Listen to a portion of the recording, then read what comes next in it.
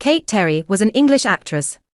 The elder sister of the actress Ellen Terry, she was born into a theatrical family, made her debut when still a child, became a leading lady in her own right, and left the stage in 1867 to marry. In retirement she commented that she was 20 years on the stage, yet left it when she was only 23. Her grandson was John Gielgud. Biography. Early years. Terry was born in England into a theatrical family. Her parents, Benjamin and Sarah, were comic actors in a touring company based in Portsmouth. Kate was the oldest surviving child of 11, 5 of whom became actors: Ellen, Florence, Fred, Kate and Marion. 2 other children, George and Charles, were connected with theatre management. Terry's grandson, John Gielgud, became one of the 20th century's most respected actors. Stage career. Terry began her career as a child actress in Bristol, and then with the company of Charles Keane in Shakespeare productions at London's Princess's Theatre, where in 1851, she made her London debut playing Robin in a juvenile production of The Merry Wives of Windsor, and in 1852, she played the juvenile role of Prince Arthur in King John. She repeated the part in a command performance for Queen Victoria.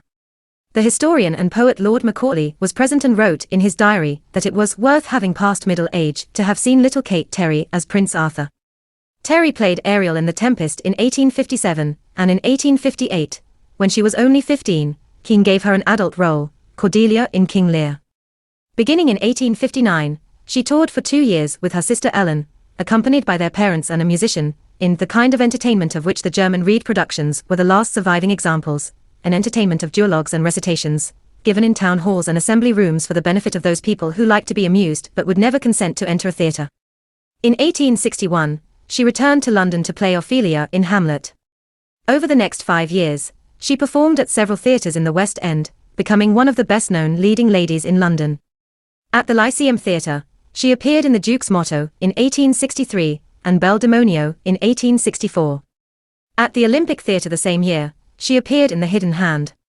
In 1863, Charles Dickens said of her performance in The Lady of Lyons, "That is the very best piece of womanly tenderness I have ever seen on the stage, and you'll find that no audience can miss it." In 1866, she appeared in Dion Boucicault's Hunted Down alongside Henry Irving, who later formed a famous partnership with her sister Ellen. The same year, she joined the company at the Adelphi Theatre.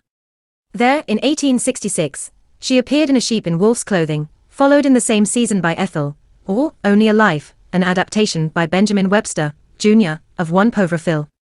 Of her performance in the latter piece, The Times wrote that what would be utterly ineffective and wearisome in the keeping of an ordinary actress, she renders effective and interesting by the natural interpretation of the character. This was soon followed by A Sister's Penance by Tom Taylor and Augustus Dubourg. With J. L. Toole, for the Christmas season of 1866, she appeared in New Burlesque, The Mountain Dew by Andrew Halliday. Beginning in June 1867, she starred in Dora, by Charles Reade based on Lord Tennyson's poem. In July 1867, she played Beatrice in Much Ado About Nothing. The Times commented, "We can remember no such Beatrice, and we find it difficult to conceive a better." She then made her farewell to the West End as Juliet in Romeo and Juliet, in August, to great acclaim. John Gielgud calculated that his grandmother played about 100 roles in her short career.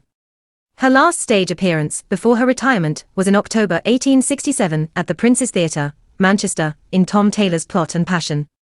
The Manchester Guardian ended its report on the performance, "In our unwilling acceptance of her farewell, we must now rest satisfied with the memory of the peerless beauty of her merry-hearted acting, like the music of a bewitching melody piercing the stillness of the night, and ending just when the ear longed for the next note." Later years. After her farewell performances, she left the stage to marry the wealthy haberdasher and silk merchant Arthur James Lewis. The couple had 4 daughters, the eldest of whom was also named Kate. The youngest, Mabel Terry Lewis, became an actress.